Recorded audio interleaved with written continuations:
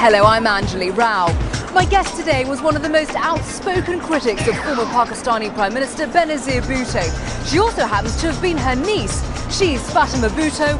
This is Talk Asia.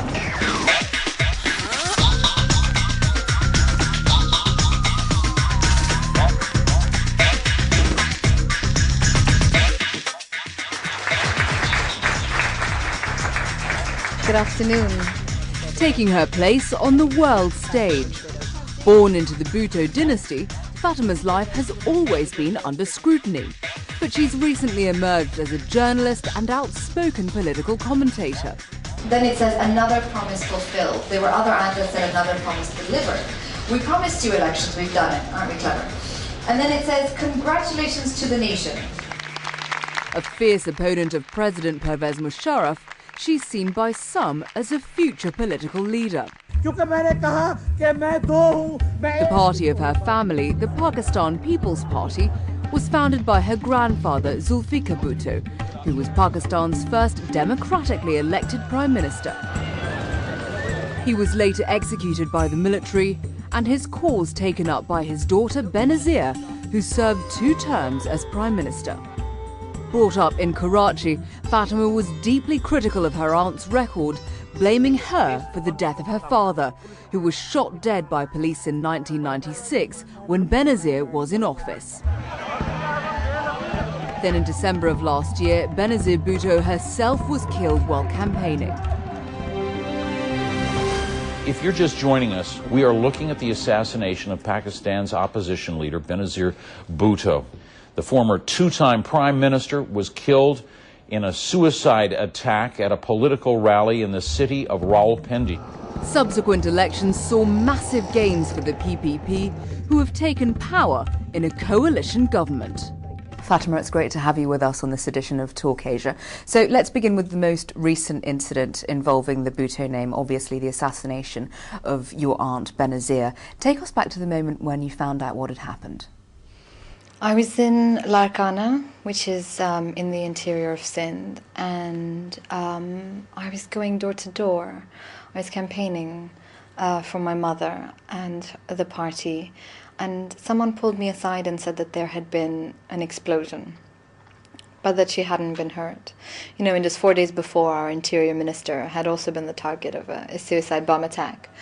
And just a very short while later, I was told that I had to leave and that we had to go home. And as soon as I sat in the car, they told me that she'd passed away. And it felt a bit too familiar, really. It felt like we'd done this before, like we'd done this too many times before.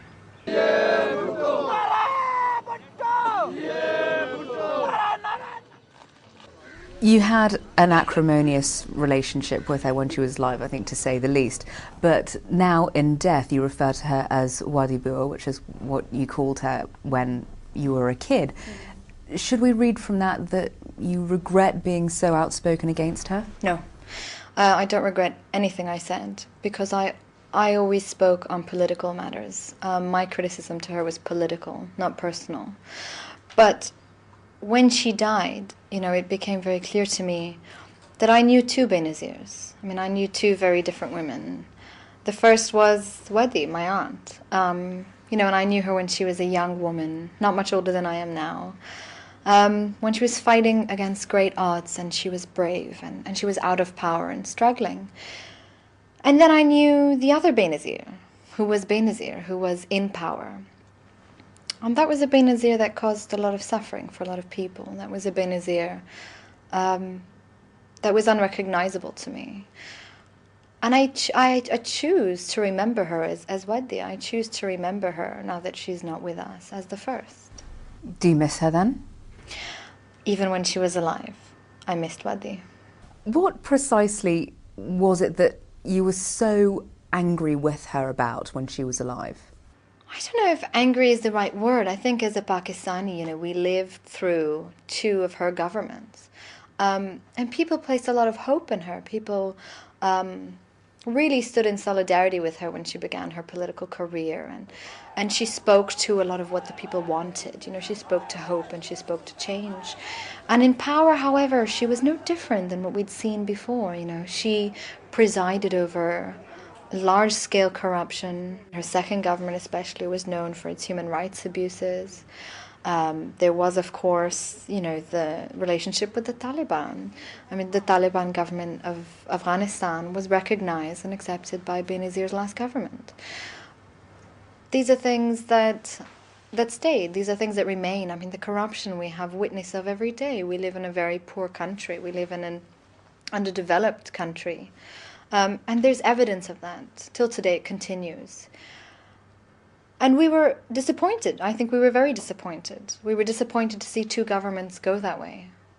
And I think the lack of accountability as she returned was very surprising. I mean, she came back and she, through a deal with the dictator, through General Musharraf, negotiated the National Reconciliation Ordinance, which is a bill unilaterally passed and signed by the president, that erases 20 years of corruption and includes a provision that will make it impossible to file sitting charges against future parliamentarians.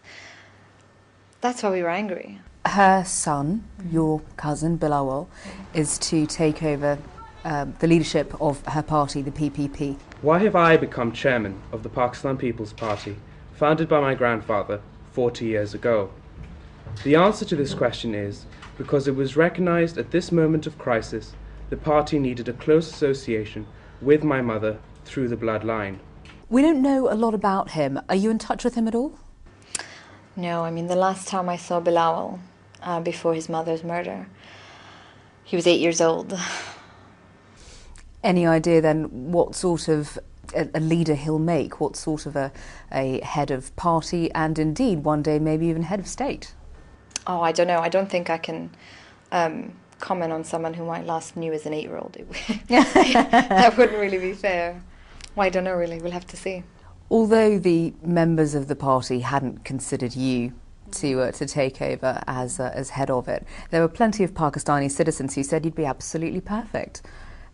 Any desire on your part to enter political life? No. I write. I'm political through my writings. I'm an activist on the local level. I mean, not through any party organization. And I think there are many ways to be political and to push for reform and change outside of Parliament. We've had 30 years of seeing just how capable our Parliament is.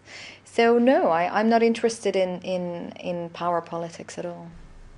Over the years you've been extremely vocal, not only against your Aunt Benazir, but also against President Pervez Musharraf. By speaking out so publicly against two figures who are incredibly high profile and also incredibly divisive, do you not fear for your own safety? No, I don't fear for my safety because I'm outspoken. I think when you begin to self-censor, then you've done the state's job for them. Then they can just rest quite easily, especially when you live under a dictatorship as we do in Pakistan. Whether he calls himself president or not now, he's still a president that no one voted for. I think it becomes even more important to speak out and more important to hold our public officials accountable.